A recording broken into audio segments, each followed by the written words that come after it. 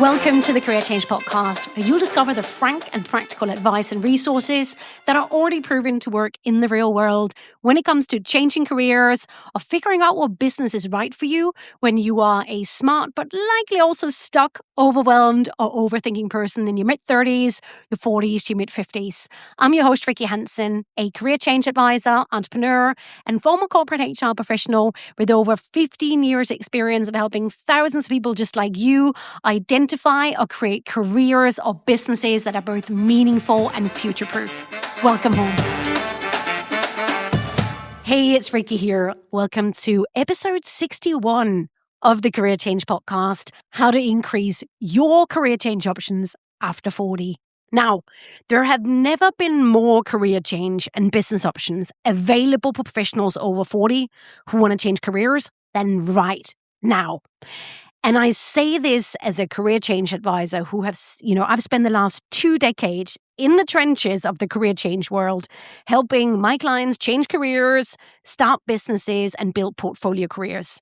And what I can tell you is that now is a genuinely good time to be a career changer over 40 in terms of the amount of options that are available to you or that you can create. And that's even compared to just 3 to 5 to 10 and definitely 20 years ago. So you are in the right place at the right time. But you know what? I also know that you might not feel that way right now. You know, a lot of you are emailing me telling you this, that you feel like your options are very limited as someone over 40. And you also feel that the world of work is really ambiguous and really intimidating. So let's talk about that, because what I really want you to understand is how you can start dramatically increasing your career change options. And this is specifically at the idea and option gathering stage of your transition. Because here's what I want you to know right up front, and I can tell you this with 100% certainty, having worked with so many clients over the last 20 years. Your real obstacle as an aspiring career changer over 40 is not actually a lack of options. Your real obstacle is the way you are currently thinking about yourself and the way you are currently judging what options are or aren't available to someone like you. Let me just say that again because it's so important. Your real obstacle as an aspiring career changer over 40 is not a lack of options. Rather, your real obstacle is the way you are currently thinking about yourself and about, how you decide what options are or aren't available to someone like you. So let's dig straight into that, why you are feeling so limited right now, because awareness always comes before the antidote. So here's an email that I get all of the time, and it goes like this. Hi, Rikke. I've been a legal, finance, IT, marketing, HR, etc. professional since leaving university. I don't love it anymore, and I'm close to burnout. My question is, what am I qualified for now? What am I qualified for? As in, what can I get with what I've got? I feel like my career change options after 40 are so limited. Can you relate? If you can, then what I want you to know is that mindset, that way of guiding your career change thinking with what am I qualified for is exactly why you feel limited. But here's the thing. It used to be the right question, right? You grew up in and entered a very different world and a very different world of work to now. But here's the thing. Whilst much of that world of work has changed, your mindset likely hasn't. And that's not just your fault. As a corporate professional over 40, you are so used to being judged on your qualifications, your degrees, your certifications, and things have historically been made available to you or not accordingly. So maybe you just assume that it works the same everywhere else, even now. And here's what that looks like. Here's what the what am I qualified for mindset does to you at the option and idea gathering stage of your career change. What it does, it just directs you to only a very limited amount of information resources. So what you are likely doing right now and why you feel stuck is you are mainly just applying the same mindset. So you mainly look for straightforward, predictable routes into something new, right? You're only looking at career change options where there's a clear entry path, as in how exactly do I get in there? There are clear ladders. How does progression work? And there are clear rules of the game. Right? You're so used to following the rules. You're used to asking for permission and waiting to be told if something is available to you or not. So what that likely means for you is that you are spending a lot of time on job boards or looking at job ads for different things. You might even be speaking to recruiters about career change. Or maybe what you're doing is you're spending hours on university-style websites that give you a list of all of the available profession and career paths in the world, and also conversion degrees and things like that. Now, let me ask you a really frank question here. If that is you, if that's how you spend the vast majority of your idea and option gathering time, how does that make you feel? Limited, right? Really limited and probably not terribly excited. So no wonder you feel deflated with your career change options, right? But also what makes me even sadder is that this same what am I qualified for because I'm always been an employee mindset, it also gets applied to great options like self-employment or starting your own business, which means that so many of you are not even considering portfolio careers where you do a variety of things or entrepreneurship.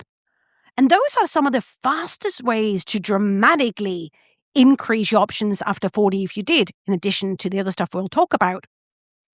But the result of all of this, what can I get with what I've got? What am I qualified for? The result of just following that mindset without questioning it is that you are stuck in what I call the corporate professional 10% silo. The 10% silo. And what that means is that you are either completely unaware of or unwilling to let yourself explore over 90% of your other career change options that are out there, options that could be created, right? And instead, what you do is you just keep circling the same narrow 10% where everything feels very clear and non-ambiguous. What you're really doing is you're trying to go from one professional box to another, right? Insisting on just narrowing in on these 10% rather than opening up to the 90% of your career change options, those that either actually are out there or that you could create if you're more tapped in. So, do you see why I'm saying that the problem is not a lack of available options? The problem is that you don't even allow yourself to explore those options, or that you might not even be aware of them. The most meaningful and exciting options for you. Or if you are, you're probably dropping them way too quickly because they feel ambiguous or because you don't think you are qualified. My dear listener, once you see this 10% behavior, 10% silo behavior, and I bet I've been inside of your head ever since you started listening to this podcast, you cannot unsee it. Now, what I want to do right now is I want to tell you another reason why your very own brain is actually doing this to you. So let's meet your ambiguity bias. Because here's the thing. As a corporate professional over 40, not only are you stuck with this kind of 10% silo mindset that only allows you to see 10% of your options, but as a human, you also have something called the ambiguity bias. Now, the ambiguity bias, the sort of traditional definition is that the ambiguity bias is the natural human tendency to avoid options with uncertainty or missing information, and instead prefer clear, well-defined paths. Sounds familiar, right? But here is the kicker. You prefer clear, well-defined paths, even when those paths are less rewarding. Isn't that crazy? So as humans, we will prefer clear, well-defined paths, even when those paths are less rewarding than the alternatives. Now, here is the short version of why. And you've heard about me talk about this before, so I don't want to go into it, but go too much into it. But it's really important to understand your brain when you're trying to change careers. And here's the thing, our brains evolved for one thing and one thing only, and they're still optimized for that. And that is survival, not happiness, not career fulfillment. And that's because as hunter-gatherers, which is how we spend the vast majority of our time as humans historically, anything that was uncertain or ambiguous was straight away deemed a potential threat. So any rustle in the bush or anything new and ambiguous, lion, it could be a lion. It could be something that kills you. So you better be safe and either freeze or leg it. So your brain is wired to treat ambiguity as danger, as a threat. That's how it labels it automatically, even though we no longer live on the savannah. And it's a little bit, I heard somebody making the analogy that our brain is a little bit like we're an iPhone that hasn't been updated since hunter-gatherer times, right? It's wildly out of date.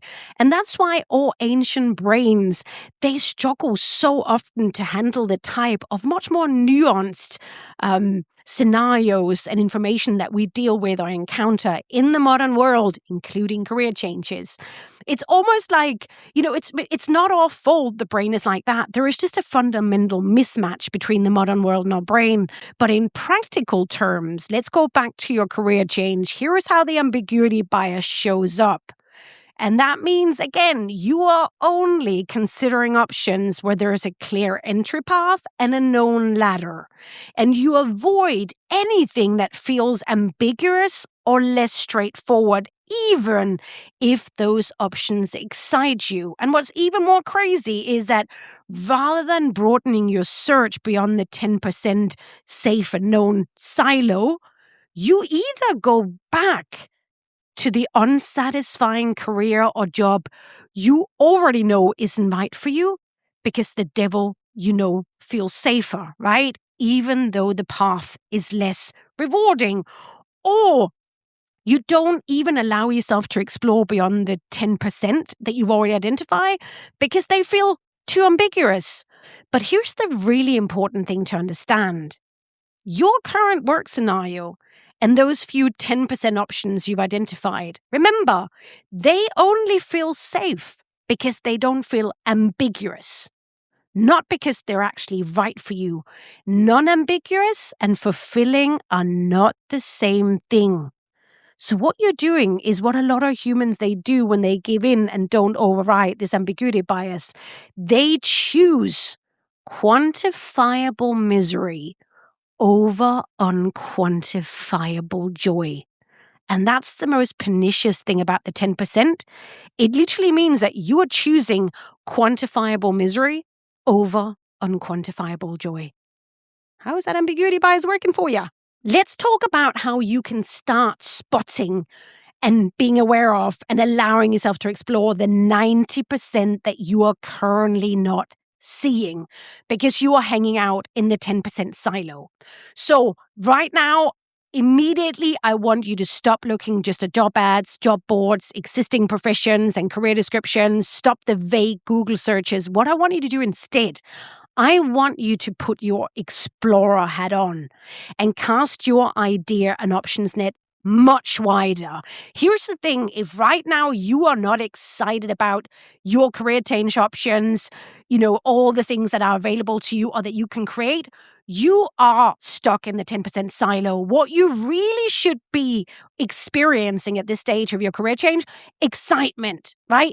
You should literally be feeling like an explorer of a new world and allow yourself to do that. It's safe. We just learned that the reason why you feel scared is just because of a way outdated brain. What I want you to do is put your explorer hat on, and I want you to read and expose yourself to the fastest growing new industries, new career and business paths, portfolio careers, one-person businesses, and really unique career paths and businesses made possible, many of them because of technology and societal changes. All of the stuff that is happening, that will happen, that has happened while you've been stuck in the little bubble of your current profession, right? I want you to expose yourself to all of the non-traditional stuff that's available now, and that literally is the reason why there has never been more options available to people over 40. I want you to start listening to people in fields you're drawn to. I want you to get curious about lines of work you never heard about before and work lives you just find yourself drawn to, even if they're ambiguous, even if they're new. Now, there are a couple of resources that are great for doing this, that my clients, they love, that are a great place to start, because what they do well, they aggregate and curate a large amount of resources about what's happening in the world of work right now. So you avoid getting stuck in that kind of black hole of the internet to start with. There are two companies, and don't worry, they're both based online. So two magazines. There is Fast Company magazine, and then there is Inc. magazine, INC magazine. And it's not because they have the best journalism. They don't. But what they do is they create on a regular basis. Sometimes it's every year, sometimes it's every couple of years. They create lists. So you have a ton of options you can explore for what's happening in the world of work right now and what's happened over the last couple of years. So Fast Company, they do a list called the most innovative companies, and they also do a recurring list of the most creative people. And that is how you get a massive overview straight away. So I want you to go look at those. Also, Inc. magazine, every year they publish what's called the Inc. 500. And it's a list of the fastest growing privately held companies in the US. And what's great about this, and actually all of these ones, they are companies making money. There are companies providing jobs, making a real living. And many of them are companies or people or leaders that it wouldn't have been possible even 5, 10, 15 years ago. So a lot of this is really new. They're using new technology, and they're not all technology companies. So forget about that. There are people doing all kinds of things. Inc. also has a list of some great female founders to get you inspired. And the thing to remember here is that even if you don't want to start your own company, you can use these lists to just start broadening your idea about what's available in the world of work right now. What is happening? What is this new world of work even? And also remember, these companies, they hire people.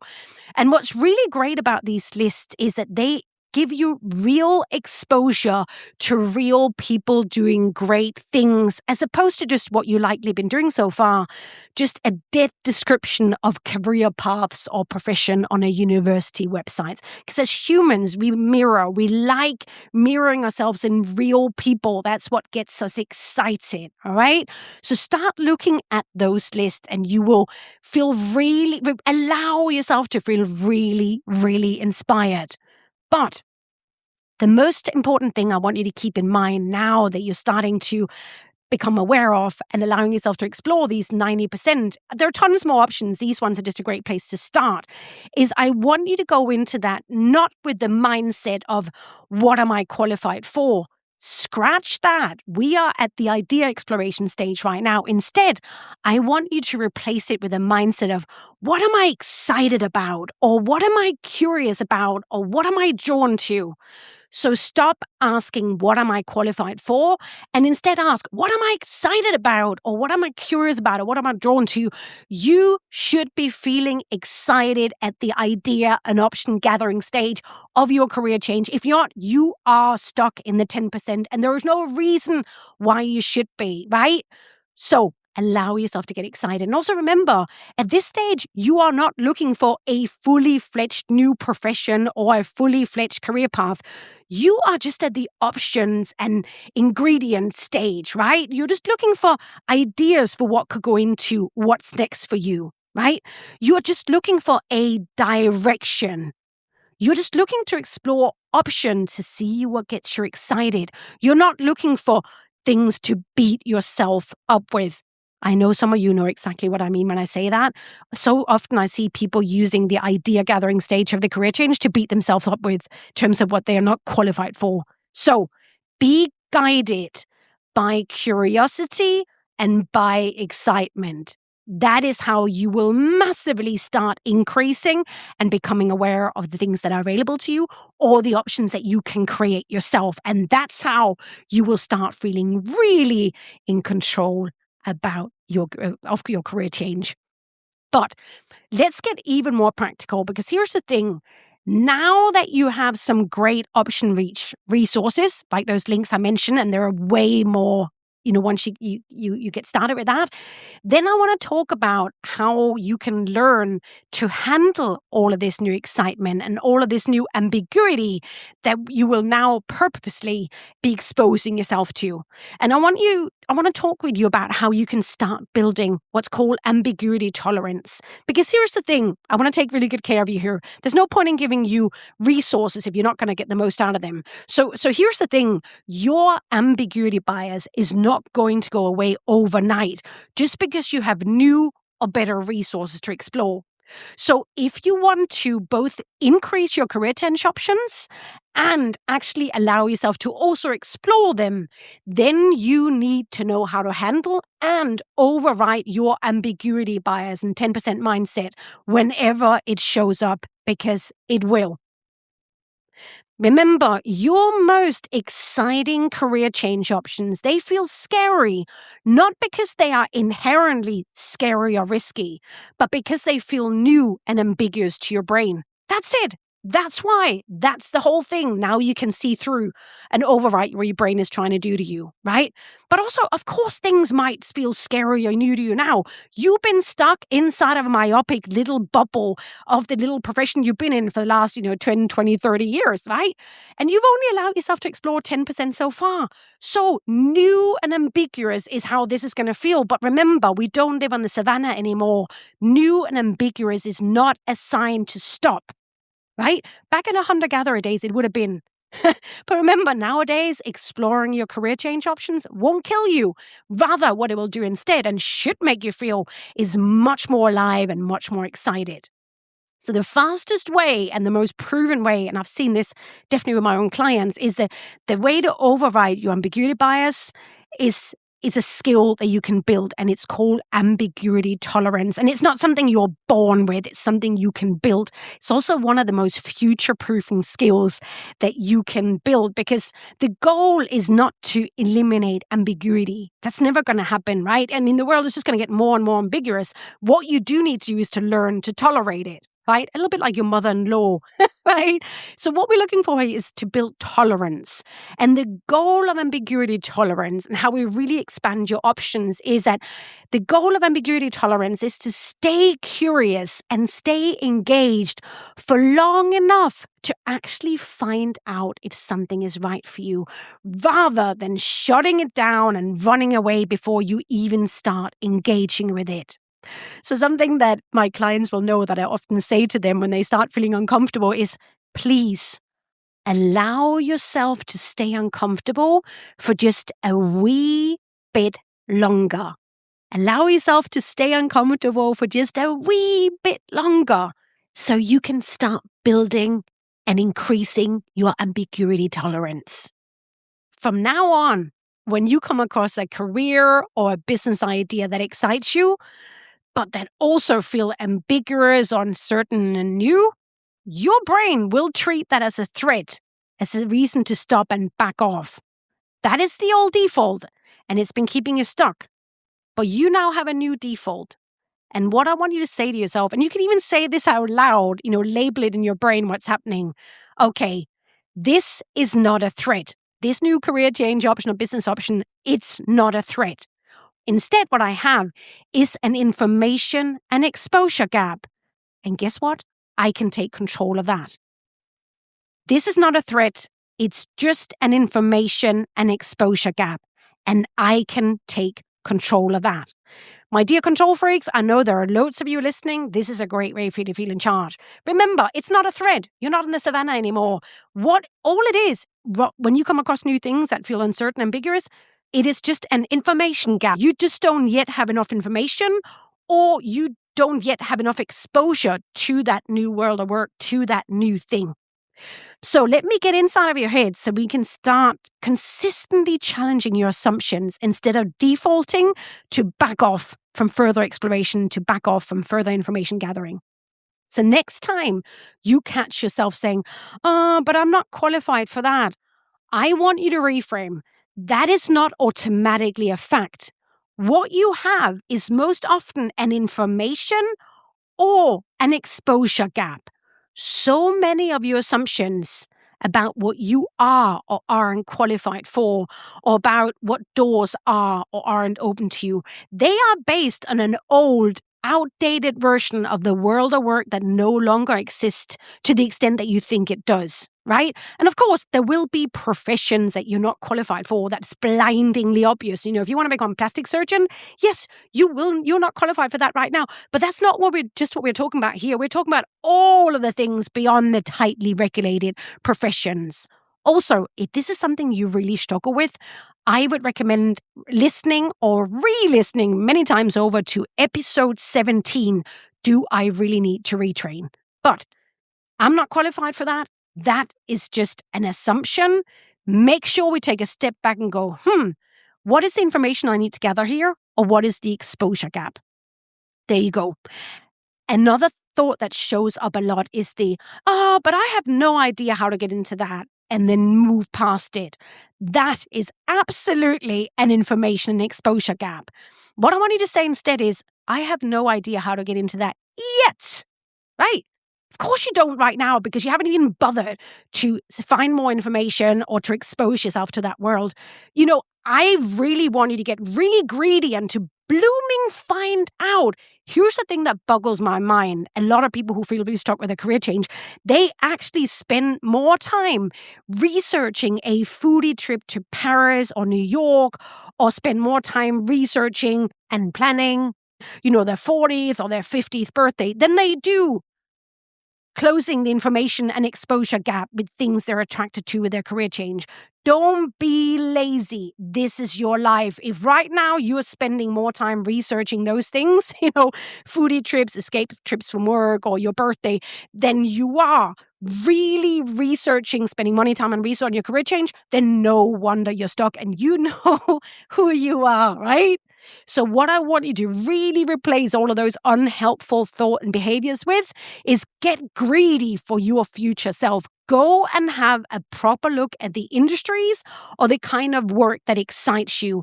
Not on a job board, not on a job listing, not in a recruitment consultant, and definitely not on a university website. Really immerse yourself in these new world of works. Read what those people read. Listen to what they listen to. Find relatable role models, real humans. They're nowadays on YouTube, with podcasts, and LinkedIn.